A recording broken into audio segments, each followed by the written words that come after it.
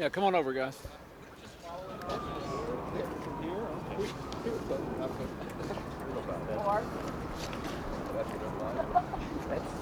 My mark.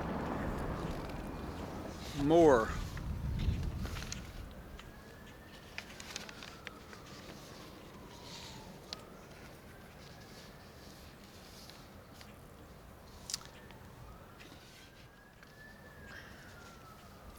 Ladies and gentlemen, now that the two houses of Congress have completed action on their tax plan, I would like to make some comments and offer my plan for what I think should be done with the tax portion of the balanced budget agreement. By way of background, let me point out again, as I have said many times, I was determined to change the economic policy of the United States government when I became president. We abandoned trickle-down and the big deficits and instead adopted an invest and grow strategy. Reduce the deficit, invest in the education and skills of our people, and make sure we sold more American goods and services around the world. That has contributed, along with the ingenuity, hard work, and productivity of the American people, to the healthiest economy we've had in a generation. I want the balanced budget we ultimately passed to continue to reinforce that strategy and our values. The agreement that we signed with the Republican and Democratic leaders of Congress reflects the invest and grow strategy. It is in balance with our values of honoring work, strengthening families, and offering opportunity. It eliminates the deficit and invests in education. It extends health care for more of our children while securing Medicare for our parents, and it provides for an affordable tax cut for the American people. America's families deserve a tax cut, and they deserve one that reflects their values. It is, after all, the energy and dedication of the American people that has produced our present prosperity, that has made it possible for us to balance the budget. The American people should receive a dividend from this prosperity because they have produced the strength that has enabled us to achieve it. The dividend should be reflected in policies that help them to strengthen their families and educate their children. Two different tax cut bills have passed the House and the Senate. The bills contain many good elements, but I do not believe they represent the best way to cut taxes, nor are they consistent with the balanced budget agreement. They are not close to the roughly $35 billion the agreement explicitly provides to help people provide for higher education costs. They do an inadequate job of opening the doors to college, therefore. They direct far too little relief to the middle class. They include time-bomb tax cuts that threaten to explode the deficit. They do not do enough to keep our economy going. Today, as lawmakers from both houses prepare to begin final negotiations with our administration over the details of a tax cut, I offer my plan to cut taxes. My plan reflects America's values, helping families pay for college, raise their children, buy or sell a home, pay for health care. It honors the budget agreement. It is the right plan for America. This reflects the approach of Democratic alternatives that were offered in Congress, but it also reflects the priorities of the Republicans as well. The $85 billion tax cut I submit has 5 central elements. First, the tax cut plan will focus on education, our nation's highest priority, with $35 billion in targeted tax cuts. To offer opportunity in the new and rapidly changing economy, we must make the 13th and 14th years of education, the first 2 years of college, as universal as a high school diploma is today. To that end, my proposal will give young people a Hope Scholarship tax credit worth up to $1,500 for the first 2 years of college. It gives further tax cuts to help pay for 4 years of college. It provides tax relief to pay for training and learning throughout a lifetime. It will allow parents to save in a tax-free IRA for their children's education, and it will use tax incentives to help communities rebuild and modernize their schools. Education is how we will meet the challenges of the 21st century, and the core of our tax cut must be to help families pay for education. The tax cuts can do for our children what the GI Bill did for Americans a generation ago. Second, my plan gives families a $500 tax credit for every child under 17. This plan, unlike the tax cut proposals put forth by the congressional majority, would give working people who earn lower salaries the child tax credit as well. A rookie police officer or a starting teacher, a firefighter or a nurse who earns $22,000 deserves a child tax credit. They are some of our hardest pressed working people. They are paying taxes now, and I will fight to give them the same tax relief that other Americans would receive. Third, to honor our commitment to bipartisanship, the plan allows taxpayers to exclude 30% of their capital gains from taxation. It also gives a capital gains tax cut for buying and selling a home. The capital gains cut is targeted, more prudent, and less likely to explode the deficit in the years to come than the plan of the congressional majority. Fourth, my plan provides estate tax relief to help parents who want to pass small businesses and family farms on to their children. Fifth, the plan provides tax incentives to encourage businesses to hire people off welfare. It will also provide tax cuts to businesses that clean up urban toxic waste sites known as brownfields and convert these sites to productive use. It will create 20 more empowerment zones to attract businesses into disadvantaged neighborhoods, and it includes tax incentives to revive our nation's capital.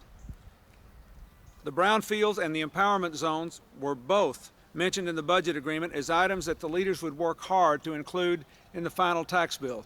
It is now time for all the leaders who did the agreement to work together to achieve that.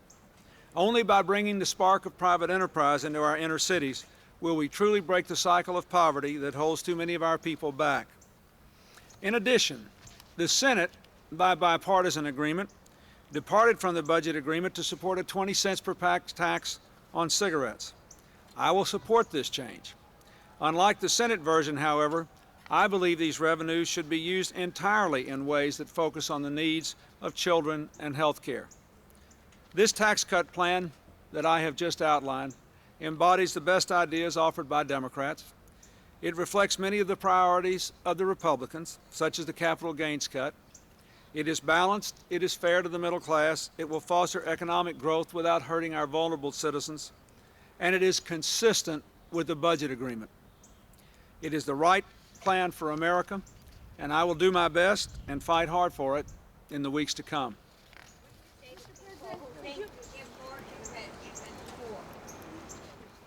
Well, I would ask you to compare my plan with the Republican plan.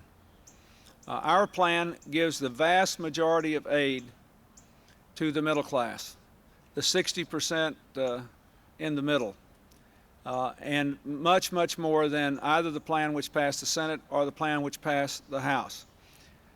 The people who have more money pay more taxes, and if you have a capital gains tax cut or an estate tax cut of any kind, there will be significant benefits to people in upper income groups. But our plan targets hard the middle class, as well as working people who make more modest incomes.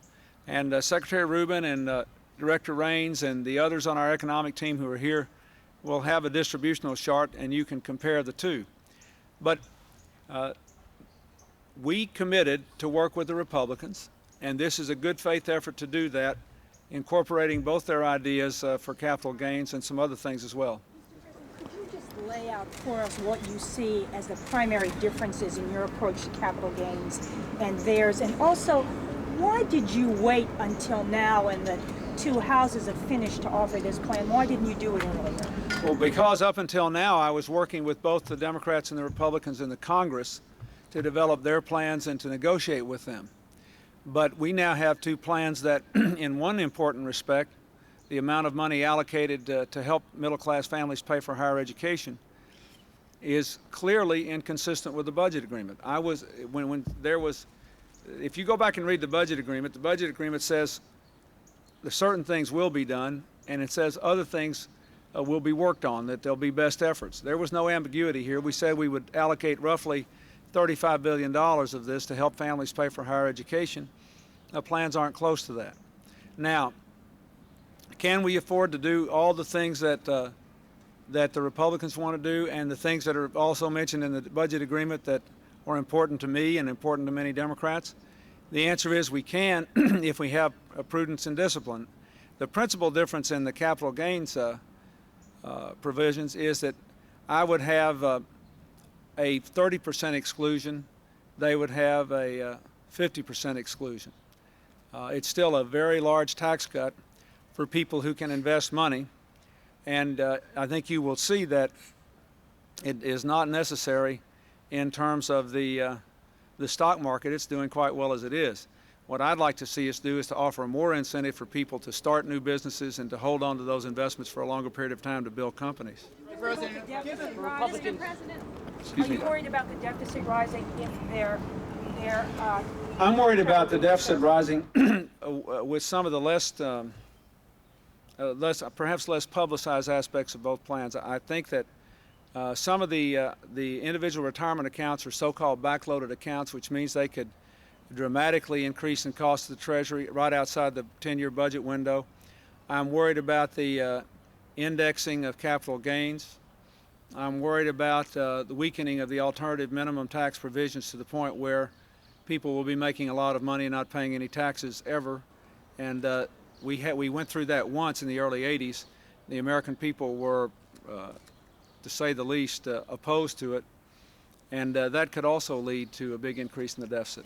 Go ahead. Are you saying that you're going to veto a plan? Is that a list of things over which you would definitely veto a tax bill? Republicans Well, may first want of to all, know that. I talked to Senator Lott and Speaker Gingrich last week, and we've had good working relationships with Mr. Archer and Senator Roth and others.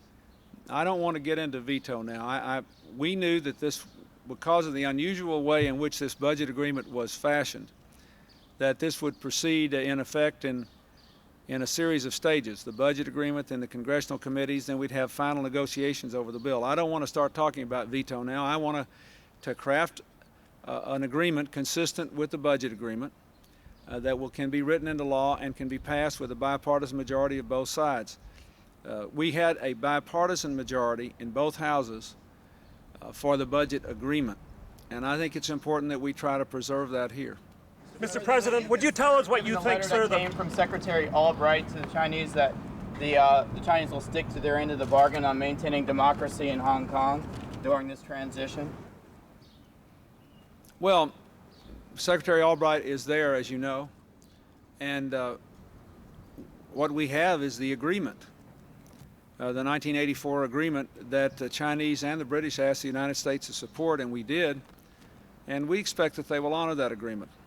Do you think the 4,000 troops marching in is a good sign?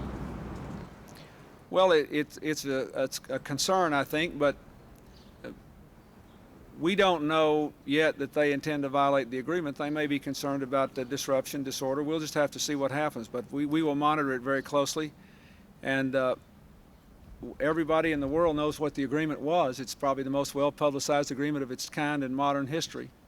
And everybody has a pretty good feel for not only the economic but the political system of Hong Kong. Ceremony this morning? I did not. I was not able to do it. But sir, what President, makes would you you tell think us, that sir, they're what you the think Chinese? the what federal makes you- role should be in regulating boxing and your personal reaction to what happened in that Tyson fight on Saturday night? I saw the fight, and until what happened, it was a good fight, and I was horrified by it, and I think the American people are. And I don't know what the federal role should be. I've not given any thought to that whatever, but as a fan, and I was horrified. Is there any reason that you have to believe? Is there any reason you have to believe that the Chinese would allow what would amount to an enclave of dissent in Hong Kong? Well, the agreement says that there will be one China and two systems, and it's hard to have a system with free elections and freedom of speech and an open press without dissent. Just look around here. I mean, people just have different views of things. I can't imagine how you could have it any other way. Thank you very much.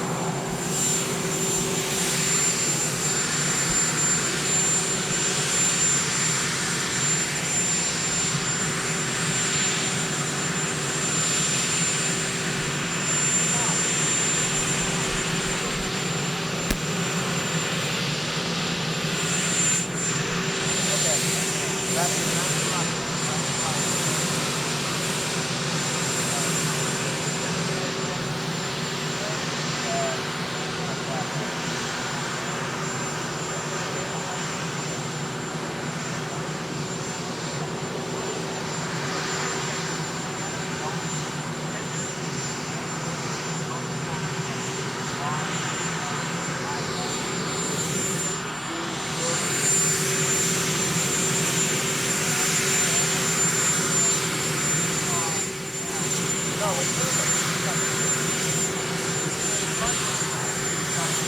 back at 50. What? Yeah.